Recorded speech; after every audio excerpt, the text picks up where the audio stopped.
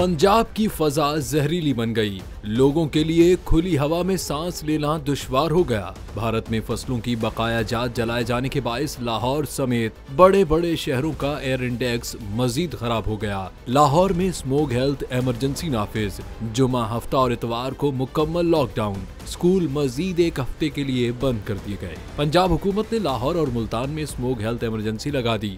आइंदा जुमा हफ्ता और इतवार को मुकम्मल लॉकडाउन होगा। स्कूल एक हफ्ता मजीद बंद रहेंगे। पंजाब के तमाम स्कूल्स, कॉलेजेस और यूनिवर्सिटीज में ऑनलाइन क्लासेस का हुक्म दे दिया गया है। मरियम औरंगजेब ने न्यूज कॉन्फ्रेंस करते हुए बताया कि लाहौर स्मोक की लपेट में है। धुंध का सीजन भी शुरू हो गया है। AQI लेवल इंटरनेशनल स्टैंडर्ड्स के मुताबिक खतरनाक हैं। दूसरी जानिब भारतीय पंजाब के खेतों में फसलों की बाकियात जलाने से भी लाहौर की फजा पर संगीन असरात पड़ रहे हैं। वाज़ेह है कि आज भी लाहौर में स्मोग ने तमाम रिकॉर्ड तोड़ दिए। एयर क्वालिटी इंडेक्स 732 के साथ लाहौर दुनिया के आलूदा तरीन शहरों में सरे फहरिस्त है।